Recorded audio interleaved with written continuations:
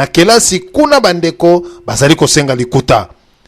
Vraiment esengeli silabise Minerval bandeko tata mwasi azali kofuta mpo ayebike mwana wana azali mwana ya leki na ye.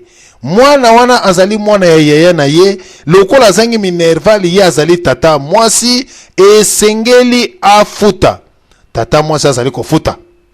Bana misusu bazali kokende pa ya noko.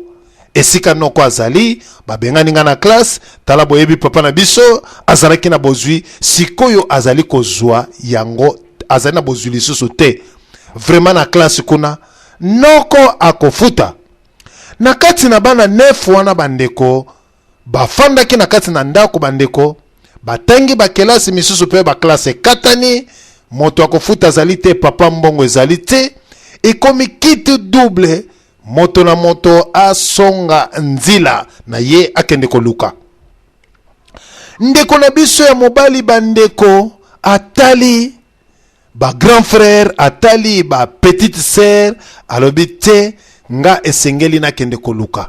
Wana ndeko wana ye moko akei akoti bamboka bikota kota ndenge zalaka mpona koluka bandeko. Ndeko wana aeko se retrouver na kati na poto. Tango a se retrouver na kati na poto bandeko abengi na Kinshasa etondi na esengo mpe nsai na monoko ete leki na biso ete grand frère na biso akomi na mikili na mpoto.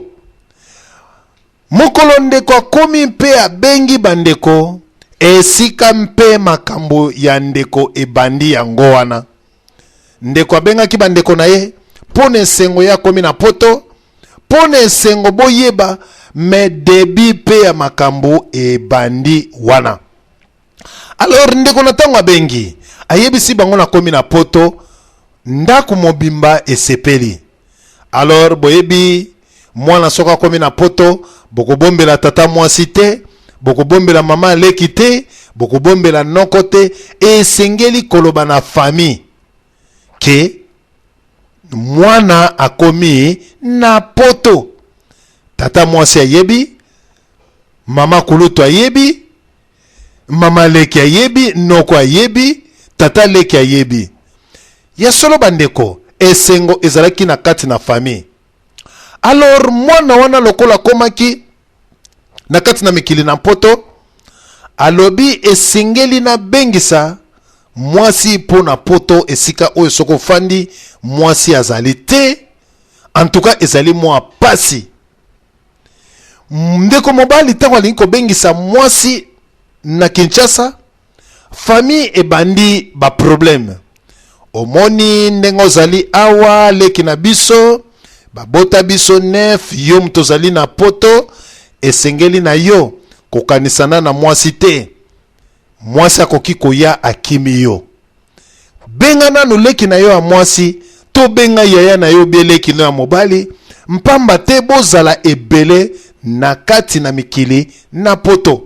Oh, en tout cas ndeko mobali alobi meno ngai tout d'abord esengeli na bengisa mwasi na ngai na koki kofanda na mikili na mpoto kaka boye te mpo nazali mutu il faut na sala oyanga famille.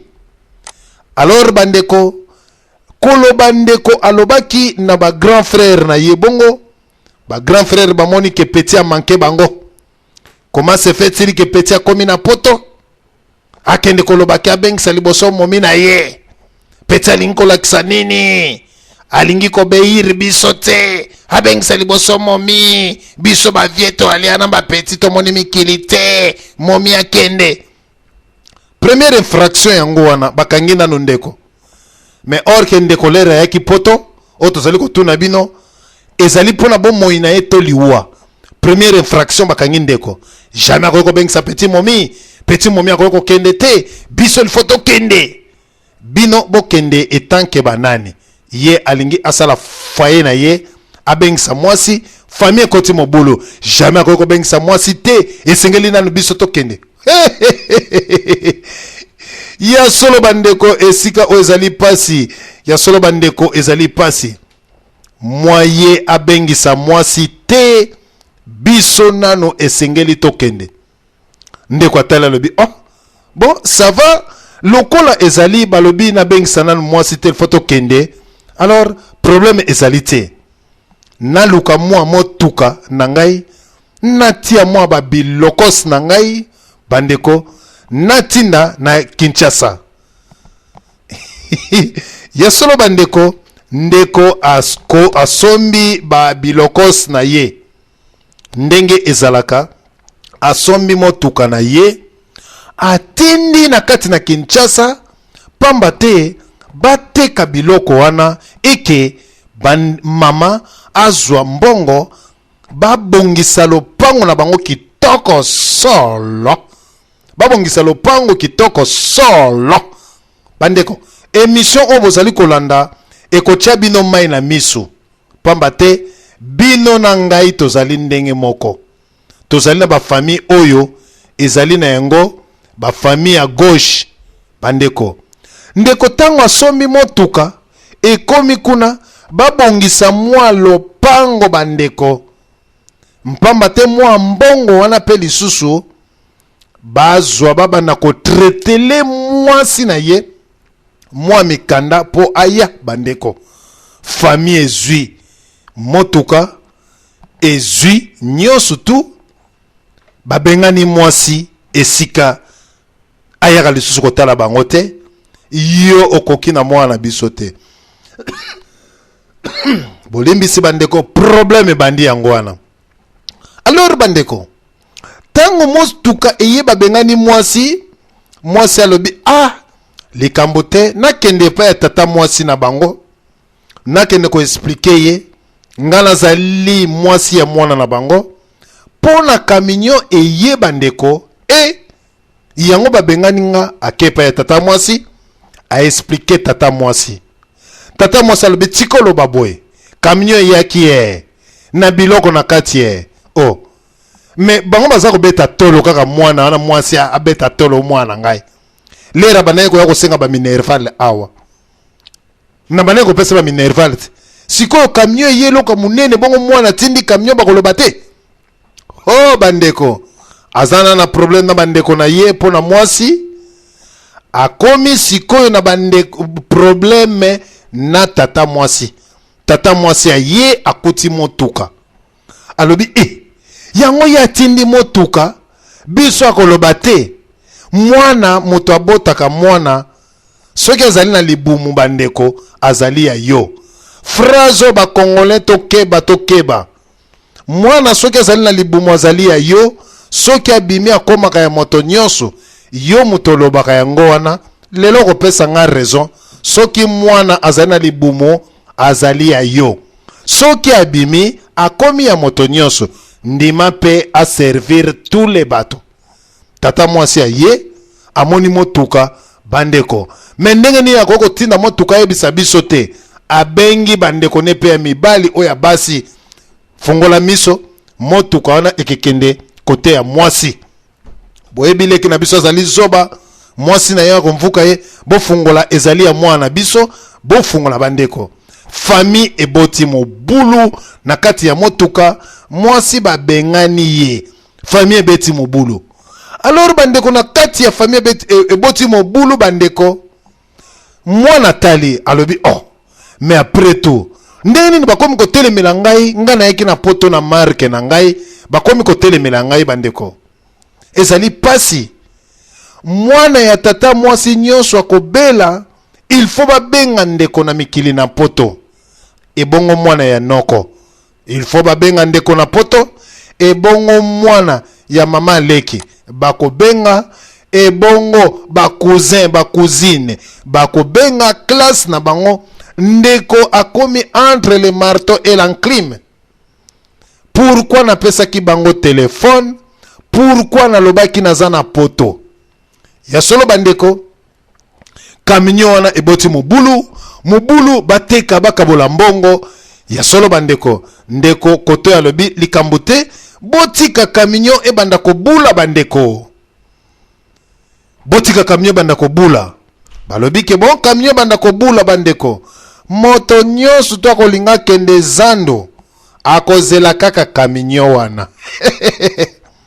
Moto nyonso to akoyoka mpiaka na ndako na ye mbongo ezali te, akozela kaka camion ezali okoyoka na 17h to 18h tata mwasi aye na lopango ya ndeko na ye akokende te ti camion ekeya ko verser versement comme ça yazwa afutela bana Minerval yepe alia. Bandeko okoloba nini? Mama aloba kanga monoko biso tozali batata mwasi ya mwana yo banza kobota ki mwana zali ya yo moko. Bandeko kaminye ekomi mutu nyonso tu chauffeur abato akei kobula mbongo ya versement lera akoya kokuta bato batufandi na lopango bazali kozela oya yo zwa yangoyo. Bandeko kamio zali kobula bato baza koya na lopango kozwazwa bambongo.